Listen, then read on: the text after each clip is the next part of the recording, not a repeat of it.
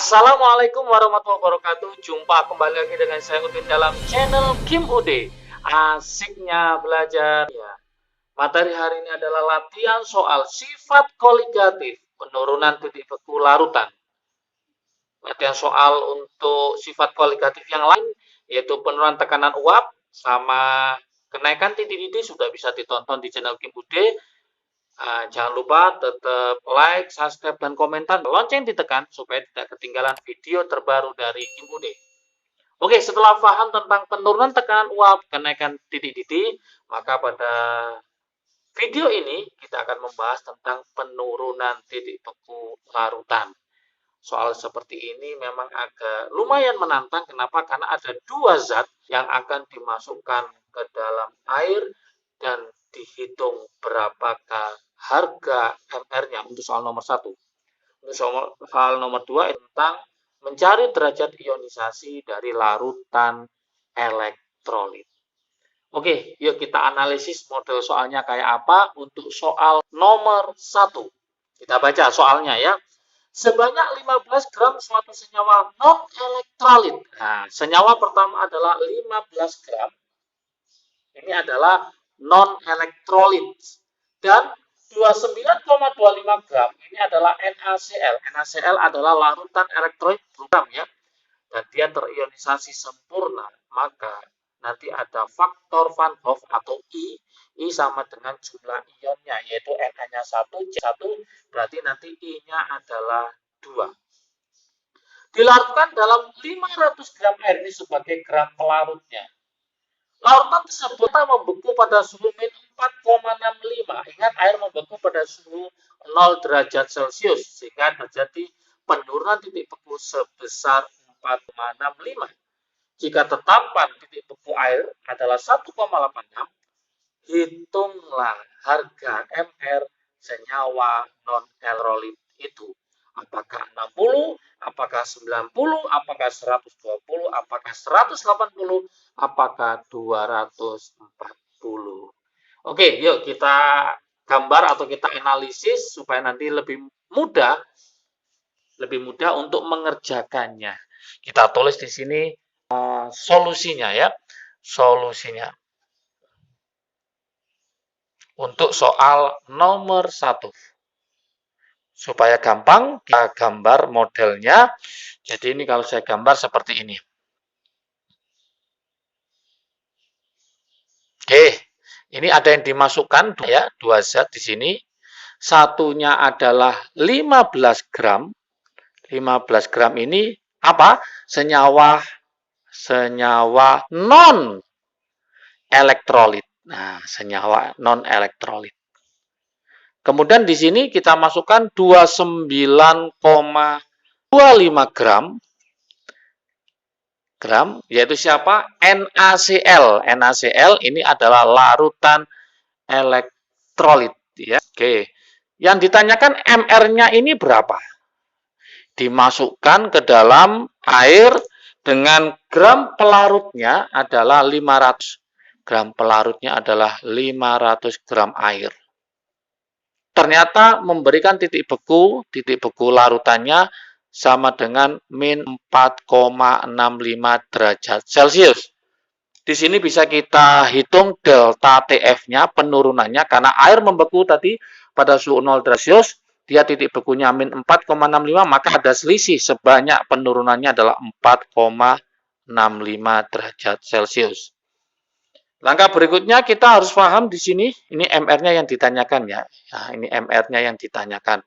Nah, MR untuk NaCl berapa? Nah, di sini diketahui, oh ini ada Na23 ditambah 35,5. Berarti MR-nya adalah 23 ditambah 35,5 ketemu 58,5. Oke. Tinggal kita masukkan di sini ya, karena dia dicampur oleh 2, maka kita masukkan namanya delta TF campuran ya. Campuran. Rumusnya apa? GT1 per MR1. Nanti konsepnya bisa lihat di video sebelumnya Kim Ude sudah lengkap di situ ya.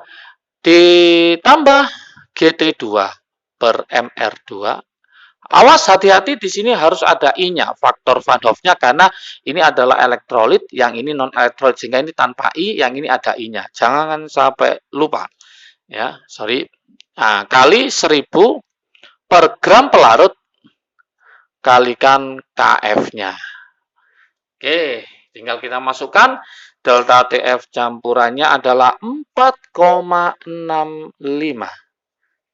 Gram telarutnya adalah 15, MR-nya ini dicari, ditambah, ini adalah 29,25. Nah, I-nya tadi ketemu berapa? Ingat, Na-nya 1, Cl-nya 1, berarti I-nya nanti ketemu 2. Oke, langsung kita tulis dikali 2, per MR-nya adalah 58,5. Oke, tutup kurung, kali 1000 per 500. Kali KF-nya adalah 1,86. Begitu. Oke, ini saya bagi aja supaya gampang, nanti 4,65 dibagi 1,86. Oke, ini 15 per MR tetap aja. Ditambah, ini kalau saya kalikan 58,5 dibagi 58,5, ini ketemu 2. Gitu, 1000 bagi 500. Lanjut, ini kita bagi ketemu 2,5. 2 kali 15 berarti ketemu 30 per MR. Ditambah 58,5 bagi 58,5 ketemu 1, 1 kali 2 berarti ketemu 2. Jret. Nah, seperti ini. Oke, ini pindah ke sana ya, 2,5 pindah ke sana, berarti nanti hasilnya adalah 0,5 sama dengan 30 per MR. Oke, maka dari sini akan muncul MR-nya, akan bisa kita dapatkan, berarti MR sama dengan 30 dibagi 0,5, maka ketemu 60. Oke, inilah MR yang kita cari di soal nomor 1. Berarti jawabannya adalah yang A. Nah, seperti itu. Sangat mudah sekali ya. Penting teman-teman harus paham apa yang diketahui dan apa yang ditanyakan. Hati-hati, bosan Kim UD, I-nya ini jangan sampai lupa. Loh, kalau seandainya ada 3 yang dimasukkan, maka ini GT1 per MR1 ditambah GT2 per MR2 ditambah GT3 per MR3. Kalau yang dimasukkan semuanya adalah elektrolit, maka ada I1, I2, dan I3, dan seterusnya. Kalau yang dimasukkan itu non-elektrolit, dua-duanya, maka nggak usah I. Ya. Berarti tinggal GT1 per MR1 ditambah GT2 per MR2, seperti itu. Jadi tinggal permainan aja. Makanya harus paham dia itu termasuk elektrolit apa non-elektrolit. Itulah kunci mempelajari sifat koligatif larutan. Oke, karena sudah paham, kita lanjutkan ke soal nomor 2. Oke, soal nomor 2, kita analisis apa aja yang diketahui dan yang ditanyakan apa dan arahnya kemana. Larutan 0,05 mol raksa 2 sulfat 0,05 mol, sudah dalam bentuk mol, aman. Nah, raksa 2 sulfat ini harus tahu rumusnya. Kalau nggak tahu rumusnya, nanti nggak tahu jumlah ionnya. Oke, dalam 100 gram air ini sebagai gram pelarutnya. KF-nya sudah ada 1,86, membeku pada suhu berapa? Min 1,55. Ingat, air membeku pada suhu 0. Karena dia turun min 1,55, maka ada selisih penurunan sebanyak 1,55. Yang diminta derajat ionisasi raksa 2 sulfat. Berapakah alfanya? Oke, dari sini langkah pertama, teman-teman harus paham rumusnya raksa 2 sulfat. Ini rumusnya apa? Raksa 2 sulfat. Raksa 2 sulfat itu berarti Hg2+, sama apa? SO4 2-. Nah, ini. Maka ini kalau gabung, jadi rumusnya apa? HgSO4. Dari sini maka kelihatan jumlah N-nya, jumlah ionnya ada berapa? Hg-nya 1, SO4-nya 1. Bukan 1 tambah 4 loh ya. Berarti ingat-ingat ya. Hg-nya 1, SO4-nya 1. Berarti 1 tambah 1 berarti 2. Jumlah ionnya adalah 2. Nah, lanjut. Kemudian yang ditanyakan adalah alfanya. Alfanya berapa alfanya? Ini yang ditanyakan alfanya berapa. Berarti kita pakai rumus apa?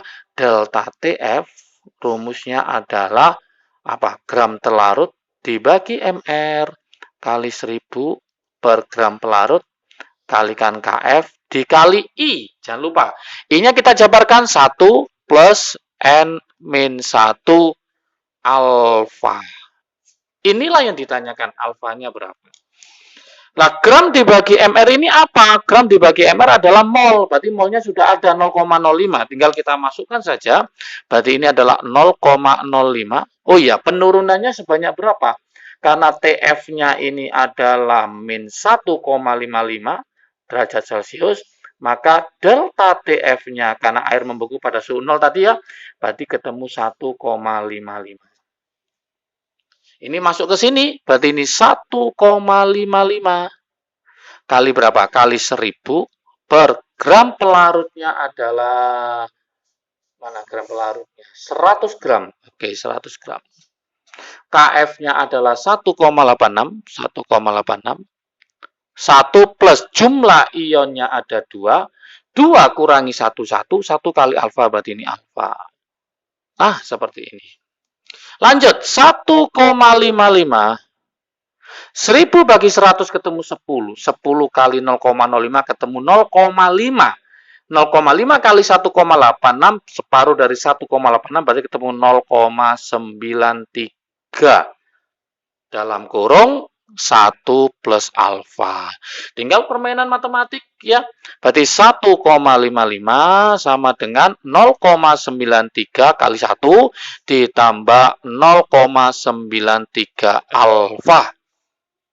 Ini pindah ke sebelah kiri, asalnya plus jadi min. Berarti ini sama dengan 1,55 dikurangi 0,93 ketemu 0,62. Sama dengan 0,93 alfa. Berarti alfanya sama dengan 0,62 dibagi 0,93. 93. Atau kalau kita hitung di sini, maka ketemu 2/3. Oke. Inilah jawaban untuk soal nomor 2. Maka kalau kita lihat di sini, jawaban yang betul adalah 2/3, maka jawabannya adalah C. Oke, jadi kalau kita ambil di sini, kita analisis, harus paham tentang tata nama senyawa. Bagaimana cara membuat senyawa raksa 2 sulfat ini. Kalau nanti kurang paham, bisa mampir di video sebelumnya, yaitu tata nama senyawa. Sudah lengkap cara pembentukan senyawa, kation sama anion. Ini harus paham betul. Kenapa? Kalau ini nggak paham, maka jumlah N-nya nanti nggak tahu, sehingga masuk ke sini juga salah. Hati-hati di situ. Berarti ini raksa 2 sulfat, berarti Hg2 plus sama SO4 2- jadi HgSO4. Oke. Inilah sifat koligatif latihan soal sifat koligatif penurunan titik beku larutan. Selanjutnya, video selanjutnya adalah nanti latihan soal sifat koligatif tekanan osmosis larutan. Jadi udah lengkap, ada penurunan tekanan uap, ada kenaikan titik didih, ada penurunan titik beku, dan selanjutnya adalah tekanan osmotik. Jangan lupa tetap tonton video Kim UD, like, subscribe, dan komentarnya ditunggu, lonceng ditekan, jangan lupa supaya tidak ketinggalan video terbaru dari Kim UD. Oke, semangat belajar, pasti bisa. Kimia itu mudah dan asik ya. Oke, jaga kesehatan, salam sukses dari Kim UD. Asiknya belajar kimia. Assalamualaikum warahmatullahi wabarakatuh.